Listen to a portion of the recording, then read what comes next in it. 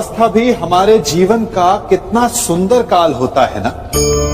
बाहों में बल, मन में कुछ बड़ा कर जाने की चाह, आंखों में भविष्य के सुंदर और कोमल सपने। और इसी अवस्था में मनुष्य के भीतर पनपता है प्रेम।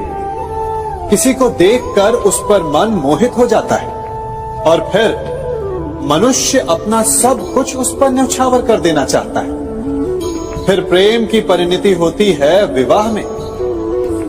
क्यों?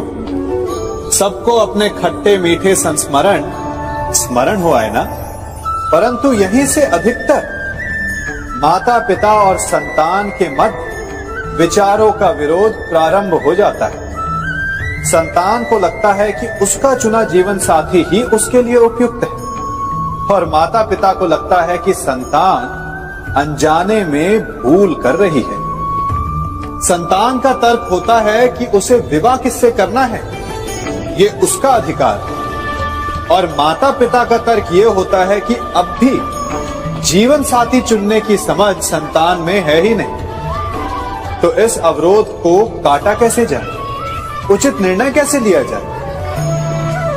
इसका एक ही मार्ग है, अपने उत्तरदायित्व का भान और अपनों से बड़ों के मापदंडों का भान। विवाह करने से पूर्व ये जान लेना आवश्यक है कि विवाह केवल अपने प्रेम को पाने का मार्ग नहीं है, अपितु विवाह से जीवन का एक नया द्वार भी खुलता है। और हर नए जीवन के साथ नए उत्तरदायित्व भी होते हैं। और यदि इन उत्तरदायित्वों को समझकर निर्णय लिया जाए तो विश्वास कीजिए, आपका दाम्पत्य जीवन आनंद से भरा रहेगा और आपको कभी ये पछतावा नहीं होगा कि आपने कोई अनुचित निर्णय लिया। सागर का जल बाष्प बनकर उड़ता है, तब वो हमें दिखाई नहीं देता। मेघ उस जल को अपने भीतर छिपा लेते हैं, लंबी यात्रा करते हैं, प्रयास करते हैं कि वो जल सदा उनके भीतर छिपा रहे। परंतु जब वायु का वेग उन्हें उड़ाकर किसी पर्वत से ले जाकर के टकरा देता है, तब उन मेघों को बरसना ही पड़ता है, क्योंकि यही नियति है, यही प्रकृति है। क्योंकि जल को सागर में जाकर मिलना ही है। ठीक ऐसा ही हमारे साथ भी होता है। हम सत्य अपने मन के मेघों में चाहे जितना छिपाने का प्रयास कर लें, परंतु समय की आंधी उसे वास्तविकता के पर्वत से ले जाकर के टकराकर हमारे समक्ष ले ही आती है। जिस भय के कारण आप सत्य को सामने नहीं लेकर आना चाहते, एक दिन वही भय हमारे समक्ष आकर खड़ा हो जाता है और फिर हम लाचार हो जाते हैं, क्योंकि हमने उस भय का सामना करने की तैयारी नहीं की होती।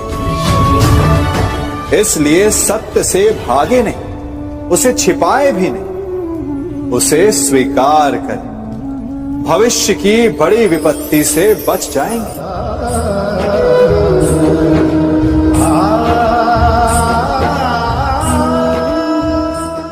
कभी कभी आप सबके जीवन में एक ऐसी विचित्र समस्या अवश्य आती है कि शक्तिशाली के समक्ष मौन हो जाओ।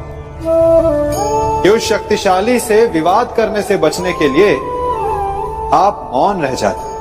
मानता हूं, ऐसा करने से आप एक विवाद से बच जाते, एक संघर्ष से बच जाते। परंतु ऐसा बचाव एक बड़े संघर्ष को जन्म दे देता है। कैसे? हमारा मौन रहना अनजाने में उसका समर्थन बन जाता है और वो स्वयं को अधिक शक्तिशाली अनुभव करता है और यहां से हमारा दमन प्रारंभ हो जाता है। एक के बाद एक हम अन्याय में अनचाहे रूप से सम्मिलित होते चले जाते हैं। तो इसका तोड़ क्या है, ये समझने के लिए ये जानना आवश्यक है कि ऐसी कौन सी बात है जो आपको विरोध करने से रोकती है।